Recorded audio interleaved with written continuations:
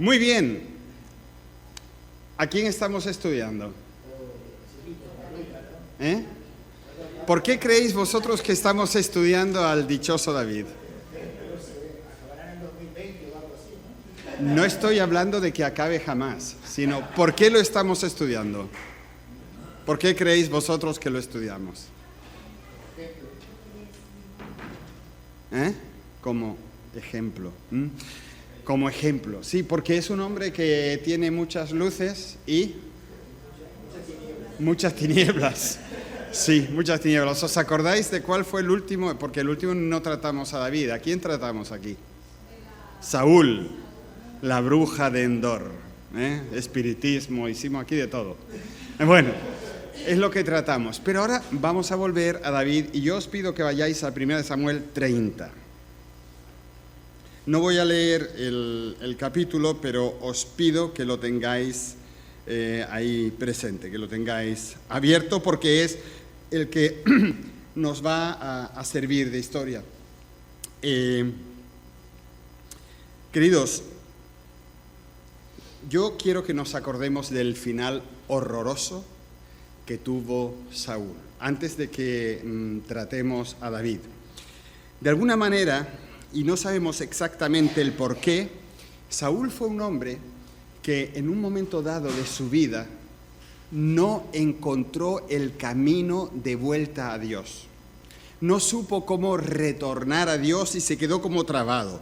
Pero Saúl, estamos hablando naturalmente del Antiguo Testamento, fue un hombre muy especial. Decidme cosas buenas de Saúl, por favor. Un par de cosas buenas. Valiente, fue lleno del Espíritu Santo en su momento, fue ungido por Dios para ser rey, Dios le dio dones para eso, pero en su cabezonería, incredulidad, inseguridad, error, no supo o no quiso encontrar el camino que lo podía devolver a la presencia de Dios. Y se fue de la vida de una forma triste, de una forma humillante, haciéndose un harakiri, que eso no tiene gracia, ¿verdad? Tirándose sobre su propia espada, pero no así de canto como en las películas, sino que lo atravesó y murió allí. También nosotros hemos estado ya viendo varios capítulos de la vida de David, y es un hombre que también falla estrepitosamente. A ver, ¿quién de vosotros no falla? ¿Por qué os reís? Hay que ponerlo en cuarentena, ¿no? Él falla, él se aleja de la voluntad que Dios tiene para él en la vida, andó como un ciego muchas veces, escogió sus propios caminos, también intentó ayudarse a sí mismo. No sé si habéis leído alguna vez la historia del barón de Münchhausen. El barón de Münchhausen era el hombre más mentiroso que existía. Y tiene muchísimas historias donde él miente. Por ejemplo, vuela de un sitio a otro, esto lo habéis visto, en una bola de cañón, ¿verdad? Subido en una bola de cañón, dispara y él coge la bola y sale volando y llega al sitio donde quería. O también cuenta la historia de cómo se cae en un pantano y entonces coge su cabellera y tirando de sus pelos se saca él mismo del pantano. Os podéis imaginar, ¿no? Él está lleno de historias de ese tipo, ¿no? Pero, ¿sabéis? A veces la gente somos así, cometemos unos errores y intentamos solucionarlos sin Dios, ¿vale? Ahora, lo que lo diferencia realmente de Saúl es que David supo rectificar. Es decir, él supo volver atrás, supo retornar a Dios y, a pesar de todos los errores que él cometió, se convirtió para los que estaban alrededor de él en una bendición. ¿Quién de vosotros quiere ser una bendición? ¿A ti te gustaría ser una bendición para tus hijos? ¿Y para tu mujer de vez en cuando? Vale.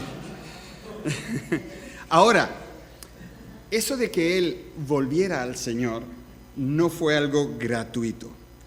Nosotros lo vemos en la tierra de los filisteos y observamos cómo Dios lo reconduce de la tierra de los filisteos al buen camino a base de cogotazos. ¿Sabéis lo que es un cogotazo? Ajá, los que han estado en Canarias saben lo que es un cogotazo. Un cogotazo es un golpe aquí, ¡para!, ¿no? ¿Alguno de vosotros Dios le ha tenido que dar un cogotazo de vez en cuando? Algunos. No todos habéis visto las manos que yo he visto que han hecho así, que no eran tocando la guitarra. ¿No? Entonces, nosotros leímos la historia ya de cómo él en un momento dado, y esta historia realmente está recogida en este capítulo, cómo él llega a su ciudad de Siclac, a su refugio. Pero en el momento en que él había estado fuera varios días de guerra, porque ellos iban por ahí a asaltar a gente, los exterminaban y luego volvían con el botín, David no se dedicaba a cuidar ovejas, ni a plantar rábanos. David cortaba cabezas y mataba gente y de eso vivía, ¿no? ¿Verdad? Qué curioso. No era de otra manera. Bien, entonces, cuando vuelve a la ciudad refugio de Siclac, lo que encuentra allí es un desastre. Toda la ciudad quemada hasta los cimientos. Y es que los amalecitas, una tribu bastante salvaje, habían pasado por allí y se habían llevado las mujeres, los niños, los viejos, los animales, la comida, las riquezas, y cuando lo tenían todo, pegaron fuego a la ciudad y se fueron. Entonces, fijaos por favor en el versículo 6. Dice que David se angustió mucho porque el pueblo, su gente, sus 600 hombres, hablaban de apedrearlo, pues todo el pueblo estaba en amargura de alma, cada uno por sus hijos y por sus hijas. Es decir, que ahí había un asunto tremendo. ¿Cómo creéis vosotros que se sienten los padres de esta niña de 3 añitos que se fue y la encuentran muerta a las 6 o 7 horas? ¿Qué pensarán esos padres? ¿No? ¿Qué le harían esos padres a alguien que fuese culpable de eso? ¿O qué estarán pensando en hacerse ellos mismos si se sienten responsables de haber perdido a la niña? Eso debe ser un sentimiento terrible. Pues estos cogen y ¿qué es lo que hacemos siempre cuando pasa algo? ¿Qué es lo que hacemos? Buscamos el culpable, ¿no? Y ellos encontraron al culpable, y el culpable se llamaba David. Pero fijaos cómo acaba el versículo. ¿Cuál es la última frase? Que alguien lo lea en voz alta. David se fortalecía en Jehová su Dios. Ajá. Pero David se fortaleció en el Señor, su Dios. Y ahora, esto es lo interesante en este punto. Eso es algo que hace mucho tiempo que no se escribe aquí en la historia de David. Hemos escuchado que David había tenido problemas, situaciones extremas, actuaciones últimas, ¿no? Pero hace mucho tiempo que en su historia no leemos que David se refugia en Dios y se fortalece en el Señor. Lo que él había hecho últimamente era muy diferente. Él había buscado refugio en otros hombres, había buscado respuesta de las otras personas, pero ese refugio había sido inútil. Y ahora observamos que David quiere de nuevo, o tiene de nuevo, o se ve obligado de nuevo a refugiarse en su antiguo castillo, que es el Señor. Castillo fuerte es nuestro Dios, amparo y fiel escudo. Como Lutero capta esta forma de pensar. Así que él quiere ir a ese castillo que es el Señor. Y, ¿sabes, hermanos? Yo no sé las experiencias que habéis tenido vosotros, pero cuando uno está en el Señor un tiempo así extenso, ¿habéis visto a gente que de puro apuro han vuelto al Señor porque estaban ya que no podían más, porque la carga era demasiado fuerte, o porque la situación era muy difícil, y entonces van al Señor, o dicen que van al Señor, y hacen acto de presencia, y dicen, yo vuelvo a ti, Señor, y están desesperados. Y los resultados generalmente, cuando existe tanta presión, no son ambiguos, porque cuando la presión se va, otra vez desaparecen. Es decir, que hay que tener cuidado. Pero lo que nosotros vemos en esta vuelta de David a Dios, que era bajo presión, se había quedado sin sus 2 esposas, algunos se alegraría, pero él estaba amargado. Se había quedado sin sus 2 esposas, los otros lo culpaban, era una situación realmente complicada, ¿no? Y entonces podríamos decir, bueno, vuelve al Señor porque no le queda otro remedio.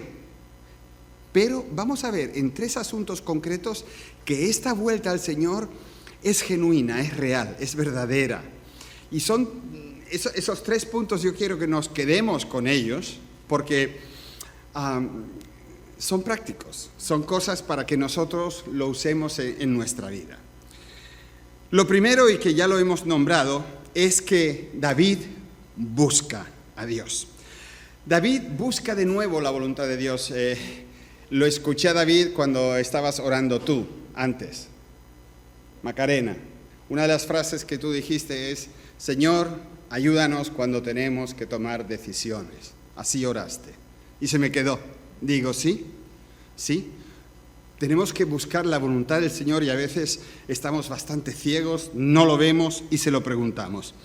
Y fijaos que cuando David vuelve al Señor, no escuchamos de sus labios una oración rápida y urgente como, Señor, ayúdame, he pecado, restáurame.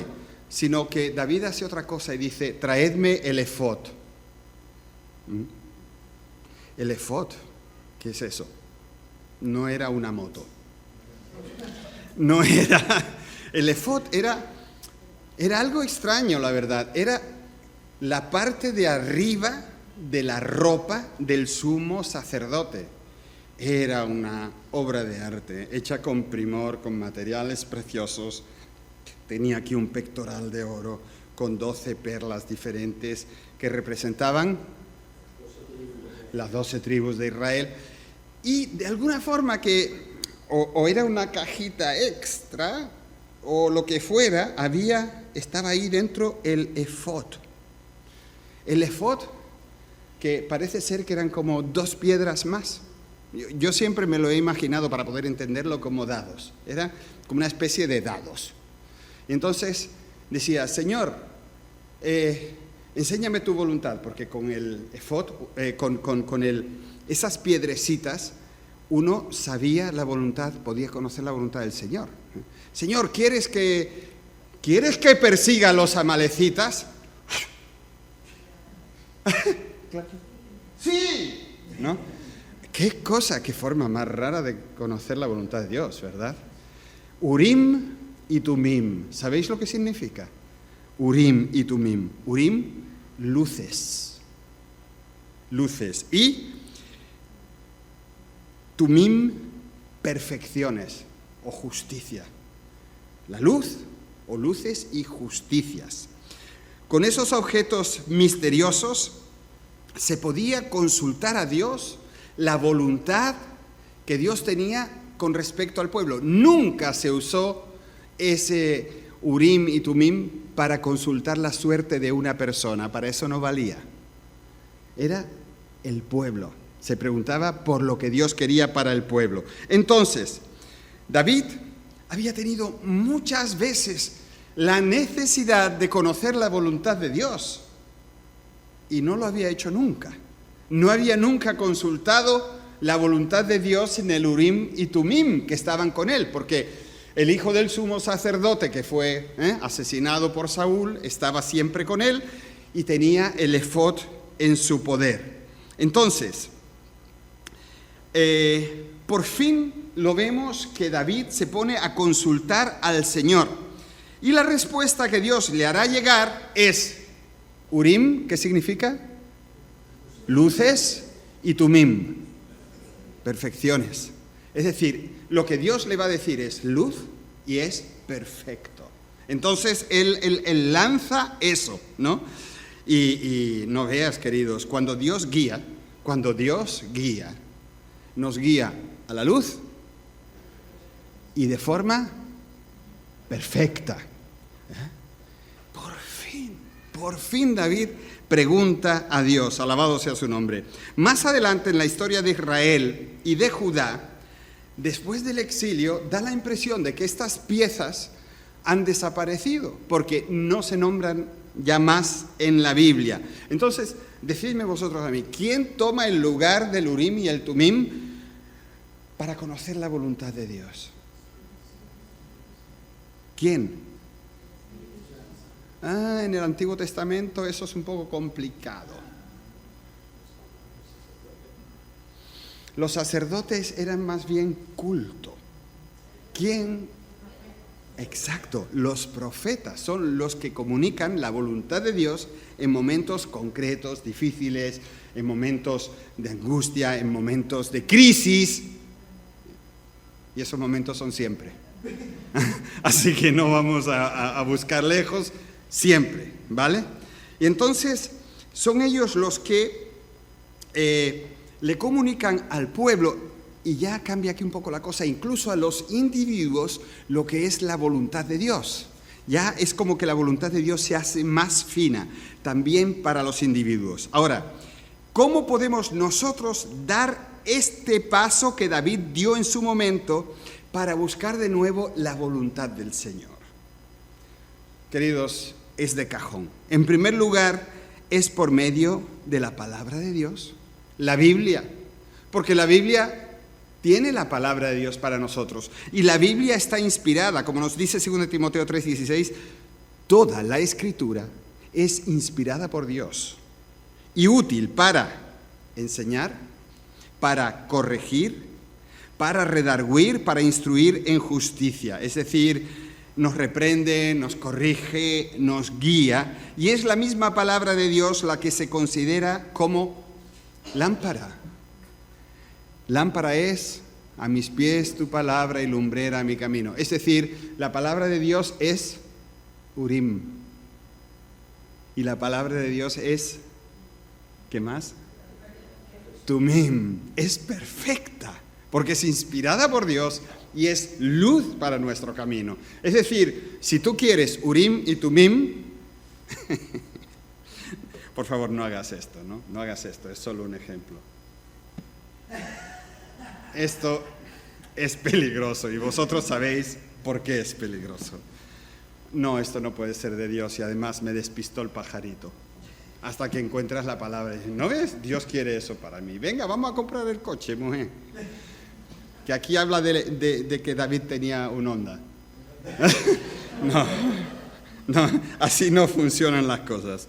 La cuestión es que la voluntad de Dios, cuando nosotros buscamos tomar decisiones, no es algo que esté oculto, que esté oscuro, no es difícil de captar. Tiene que ver con luz que nos alumbra, con justicia que nos levanta y nos afirma.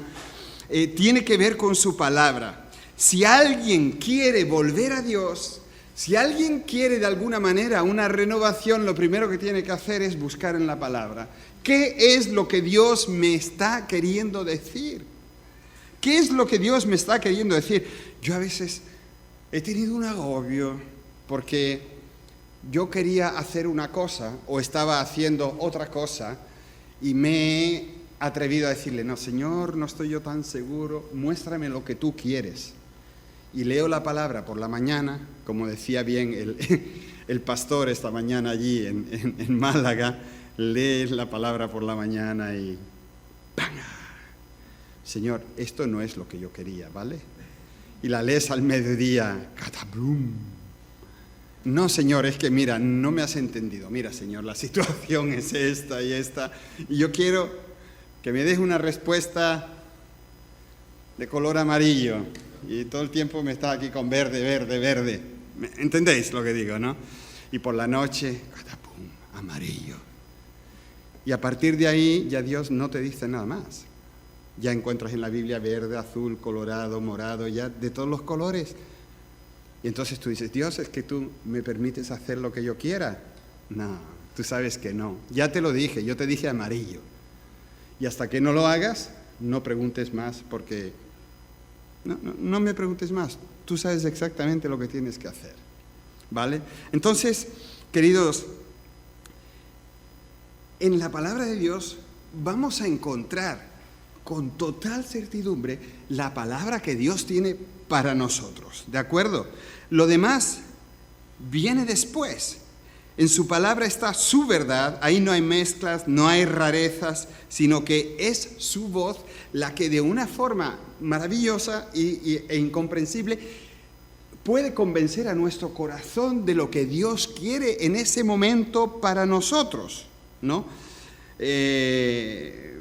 David había tomado muchas decisiones, pero no estaban avaladas por la luz. ¿Y por qué más? Por las perfecciones de Dios. No tenía nada que ver con eso. Por lo tanto, lo encontramos apurado, desvalido, entre la espada y la pared, andando por un camino equivocado que le trajo mucho dolor a él y a los suyos. Si él hubiera consultado a Dios, él no se hubiera ido de Siclac. Dios le hubiera dicho, quédate ahí, porque viene una tormenta de amalecitas. Pero él evidentemente no preguntó, estaba sobradísimo de sus estrategias militares e hizo lo que le parecía correcto. Queridos, yo creo que es una muestra de madurez espiritual cuando le preguntamos a Dios hasta la hora. Eso es pasarme un poco de rosca. Pero es así. Preguntarle a Dios, Dios, ¿tú quieres esto? Señor, ¿quieres tú? Un conocido mío que era un predicador absolutamente fantástico nos contó una vez una historia. La abuela le regaló un dinero y él estaba obsesionado con comprarse un coche. Entonces, él se compró su Opel Manta o Ford Manta, una anticuaya, ¿no? Se la compró y es que es la voluntad de Dios, porque con esto yo voy a la iglesia, traigo a jóvenes, me muevo para arriba, me muevo para abajo. Un coche, pero claro, es la voluntad de Dios, porque mira, mi abuela sin morirse me da dinero, esto tiene que ser la voluntad de Dios.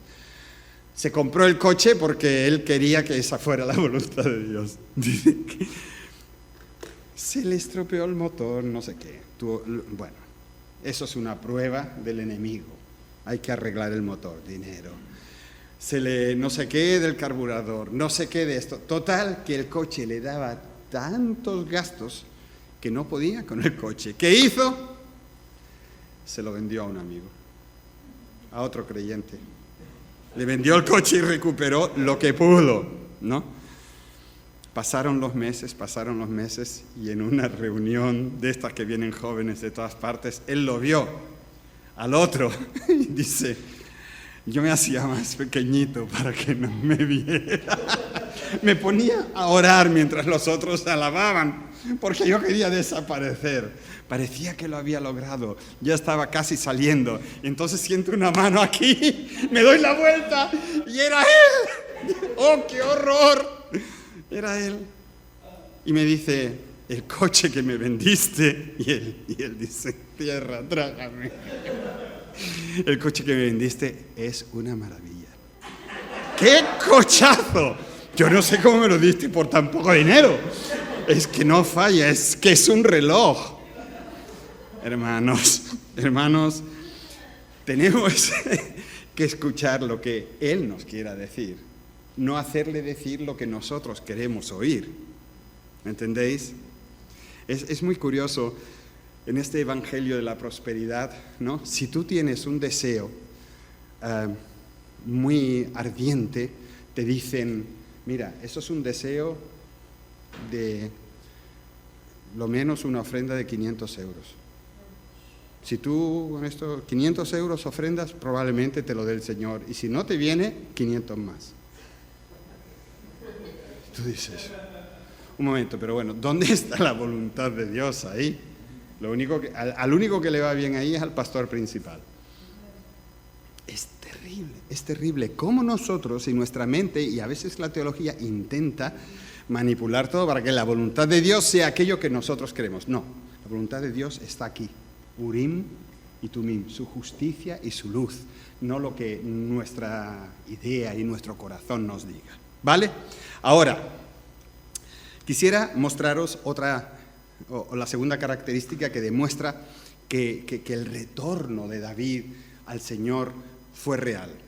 Y lo he llamado la bondad de David, porque además de observar cómo busca la voluntad de Dios, nos damos cuenta de algo más de su carácter.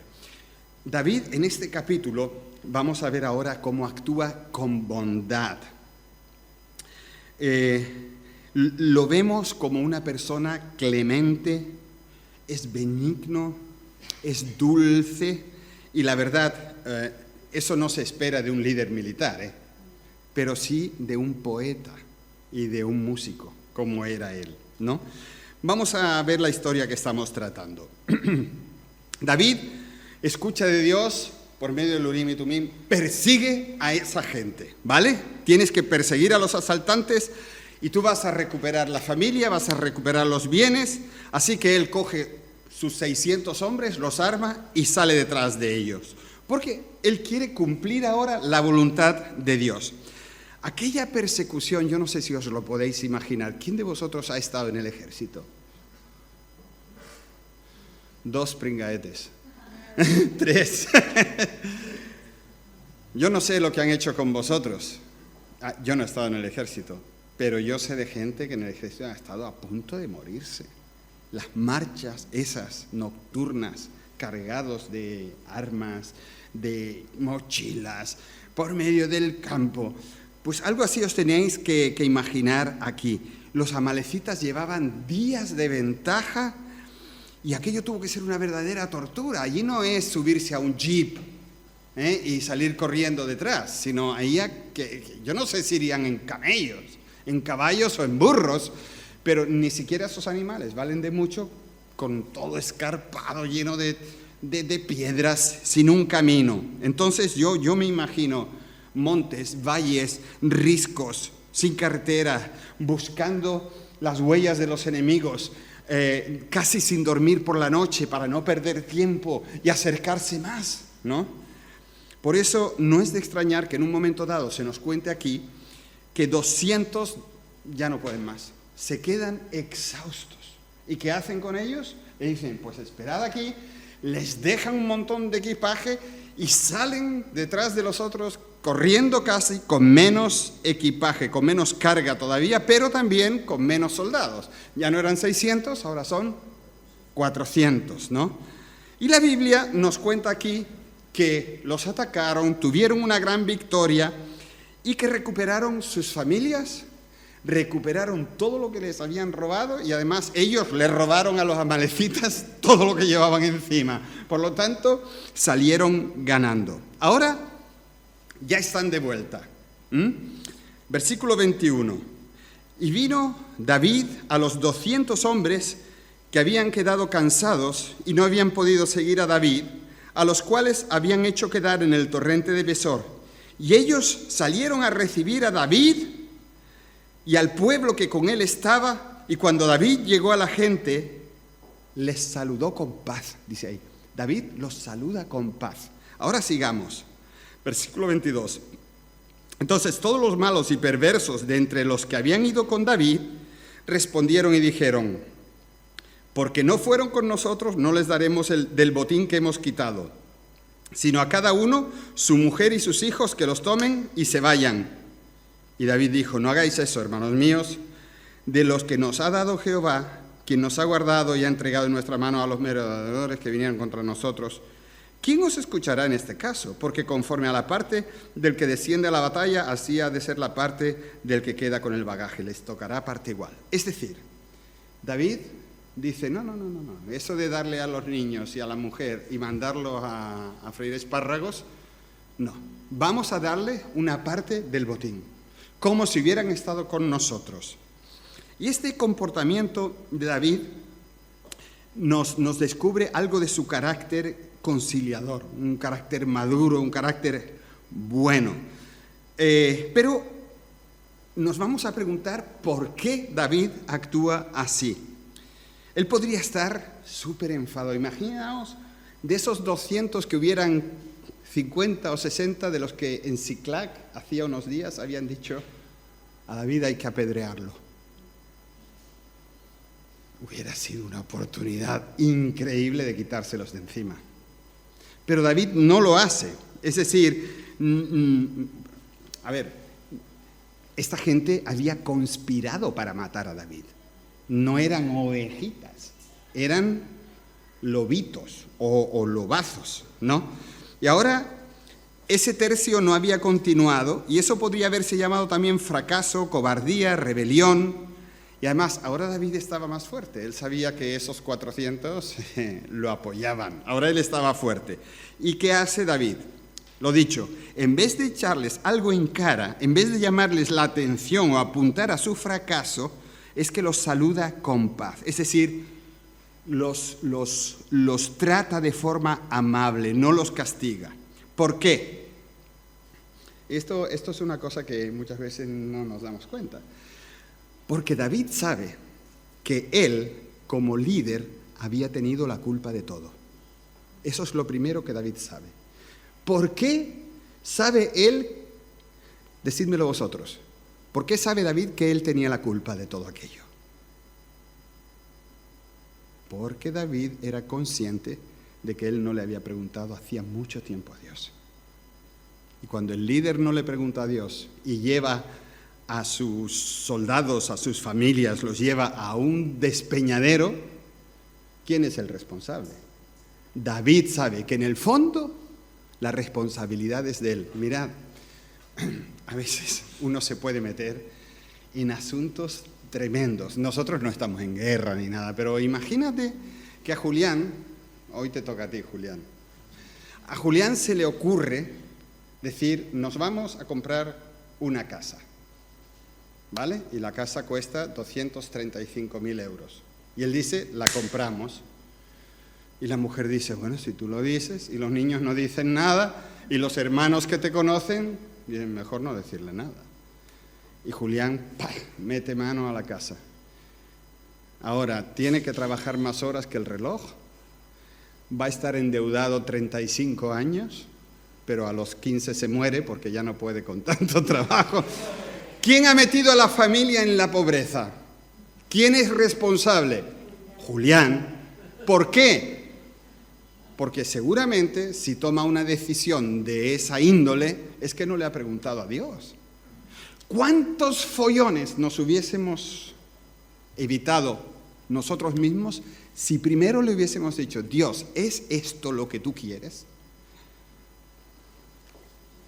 Sabio es el hombre que no hace deudas, no sé qué, no sé cuánto. Bueno, eso no es. Es el hombre, yo soy una mujer. ¿No? ¿Entendéis? ¿No? ¿Cómo? No, hay que preguntarle al Señor. Y David sabía que él era culpable. Es decir, de alguna manera que nosotros no entendemos, David los había conducido por un camino que no era de bendición, porque no era el camino de Dios, porque era un camino sin luz y sin perfección. No había Urim y Tumim, no había de eso allí. Pero hay otro porqué, porque Él es y actúa de manera tan bondadosa. Y queridos, mirad, la verdad, cuando alrededor nuestro algo se desmorona, por favor, no busques la culpa en el otro. Primero pregúntate a ti mismo, ¿cuál es tu responsabilidad en ese asunto? Antes de que abras tu boca, de que ataques a gente, de que hagas daño, pregunta por tu responsabilidad y pregunta a Dios, ¿qué es eso? Porque si tú actúas de bote pronto, el rebote te puede destrozar la boca.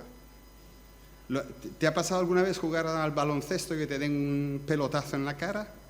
O que te rebote, duele mucho, hace daño. Vale.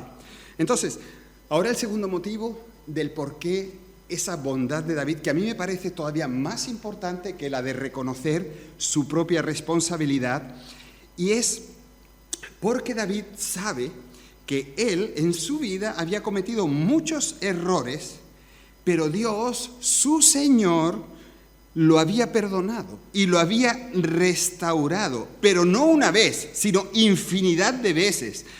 Por eso, porque él es un hombre que reconoce su condición, que es un pecador, que es un fracasado, un necesitado espiritualmente, un hombre restaurado y perdonado, él piensa, bueno, un momento, Dios me ha perdonado, Dios ha sido bondadoso conmigo, por lo tanto,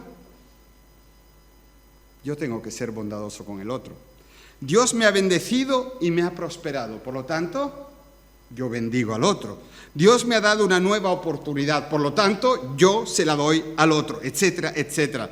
Queridos, mira, quien haya experimentado algo del perdón de Dios, del amor de Dios, de su interés, de sus bondades, de sus regalos, de sus dones, a ese o a esa le resulta fácil. Es como una necesidad que tiene de hacer lo mismo con los demás.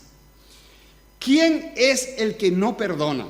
¿Quién es el que busca siempre la razón, el derecho? Y es quien tiene el corazón endurecido.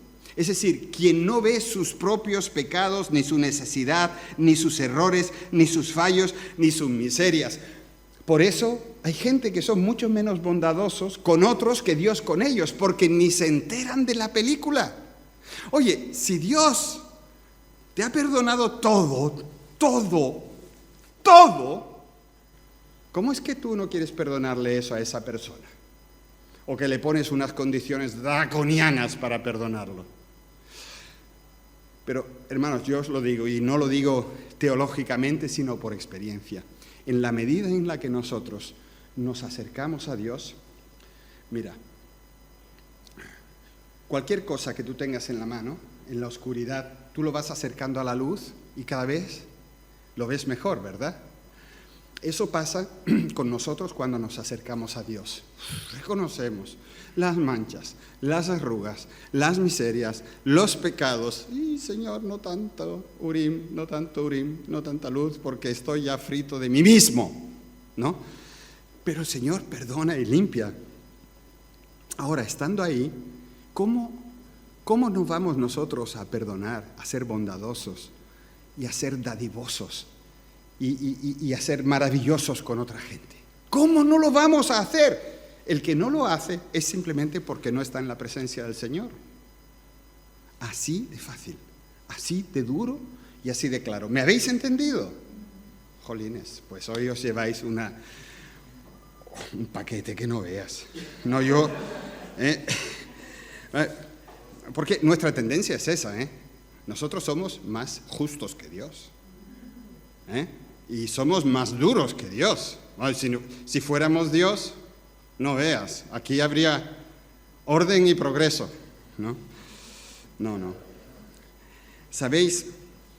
Cuando uno está cerca de Dios, se siente menos importante, es menos irascible, es menos de todo lo malo y más de todo lo bueno. Menos sale a la superficie de tu forma de ser y más de Cristo. Menos tú, más Él. Que cada uno aplique eso a su propia vida. Entonces, haber recibido realmente de Dios nos hace simplemente que seamos menos de lo malo y más de lo bueno. Más espirituales, menos carnales, más agradecidos y menos pedilones, etcétera, etcétera, etcétera. Entonces, ¿sabéis? Experimentar a Dios nos transforma. Experimentar a Dios nos transforma. Pero saber de Dios es algo tremendo. Es algo tremendo. Porque cuando sabemos lo que Él hace con nosotros, nuestro corazón está tan lleno de eso que nosotros lo queremos dar a los demás. Y eso, queridos, se nota. Y quien no es así, y eso se puede aplicar al matrimonio, al trabajo, a todo, ¿no? Tiene simplemente que preguntarse dónde está, ¿no? David hizo lo que hizo y fue como fue porque Dios había sido muchas veces así con él. ¿Tú cómo eres? Esa es una pregunta que solo tú la puedes contestar. ¿Tú cómo eres? Y quiero acabar con la humildad de David. Y lo quiero destacar entre los demás. No nos olvidemos de que estamos describiendo el proceso por medio del cual se nos enseña cómo un hombre que andaba perdido, aunque era un creyente, un instrumento de Dios, cómo él vuelve al Señor. Primero, le pregunta al Señor, Señor, ¿cuál es tu voluntad? Lo segundo, es bondadoso, extiende misericordia. Y aquí la humildad que este siervo del Señor exhibe es, por decirlo de alguna manera, el broche de oro de su vuelta a casa, de su retorno a Dios. La humildad demuestra que él ha encontrado la ruta que había perdido. Es decir, le pregunta a Dios por el camino que tiene que seguir, muestra en su vida la misma bondad que él había recibido y ahora, después de haber recuperado a todas las personas raptadas, todos los animales y los enseres robados, además del botín de guerra, alguien dice en el versículo 20, ¡este es el botín de David! Mirad, cuando la gente dice, por ejemplo, querido, la gente cuando dice, Natanael, esta es tu iglesia, ¿sabéis lo que a mí me pasa? Se me ponen los pelos de punta. Imaginaos, qué barbaridad. ¿Cómo puede ser una iglesia mía? La iglesia es la novia de Cristo. Decir esta es mi iglesia sería fornicación espiritual. ¡Qué bárbaro! ¡Qué asco! Eso no se puede decir. La iglesia es de Cristo, ¿no? Entonces, ¿sabéis? Eso puede pasar muchas veces. Cuando alguien dice, esa es tú, o tú, es que tú, ¿no te han dicho alguna vez, es que tú, no? A ti, Aroa, es que tu voz, ¿no? Es que no veas tu voz. Qué rápido puede uno, es que es mi voz. No me estoy refiriendo a ti, es todo muy hipotético, ¿vale? ¿Sabéis? Cualquier alabanza puede ser como petróleo encima de nuestra pecaminosidad. Pero David, fijaos lo que dice en el versículo 23. Nos lo ha dado el Señor, quien nos ha guardado y ha entregado en nuestras manos a los merodeadores que vinieron contra nosotros. ¿Sabéis, queridos? Otra muestra de que uno ha vuelto a Dios de verdad es que le da la gloria a Dios. Es gracias a Dios, es porque Dios me lo ha dado, es porque Dios me ha sostenido, es porque Dios me ha perdonado, es porque Dios me ha abierto la puerta, es porque Dios ha sido misericordioso. Y toda la gloria se la damos al Señor, pero no solo cantando, toda la gloria al Señor. Oye, ojalá que no grabéis esto. ¿No? ¿Sabéis? Cuando algo viene de Dios, le damos la gloria a Dios y no a los hombres, y mucho menos a nosotros. Cuando uno vuelve al Señor, se olvida de sí mismo y le da la gloria a Dios. Cuando uno vuelve a Dios, aprende a glorificarlo en todo. Fijaos, David no dice, ¿que habíais dicho que yo era el culpable? Ven para acá tú, venga, que te voy a decir un par de cosas. No hizo nada de eso. No dijo, yo os lo había dicho, tenía razón. No, para nada. Dios nos ha dado la victoria. Dios lo ha permitido. Queridos, búsqueda de Dios con la consiguiente obediencia a su palabra, bondad, cuando el Señor nos pone en posición de ser bondadosos, y humildad. 3 pasos, 3 muestras, 3 condiciones, 3 señales de una vuelta, de un retorno a Dios verdadero y genuino. Queridos, yo os quiero dejar esto porque eso de volver a Dios es algo que nosotros tenemos que practicar prácticamente semana sí y a la siguiente otra vez. ¿No? Qué bueno que tengamos cultos para escuchar, para deleitarnos en el Señor, como decía muy bien Aroa. Qué bueno que haya una palabra que nos guíe de nuevo al Señor. Y yo simplemente os insto a que dejéis que esta historia toque vuestros corazones y vuestras mentes. Dice la palabra del Señor que Él es un Dios perdonador, que Él es un Dios restaurador, Y nuestro Señor es aquel del cual el profeta Isaías dice en Isaías 59:1, «He aquí que no se ha acortado la mano del Señor para salvar, ni se ha agravado su oído para oír». Así que quiera Dios mostrarnos dónde estamos y darnos simplemente la sencillez, el valor, la humildad de dar estos pasos. Buscar primero su voluntad, ser extremadamente bondadoso en cualquier situación de la misma manera que Dios es bondadoso, y cuando el Señor nos dé victoria, humildad, glorificándolo a Él. Amén.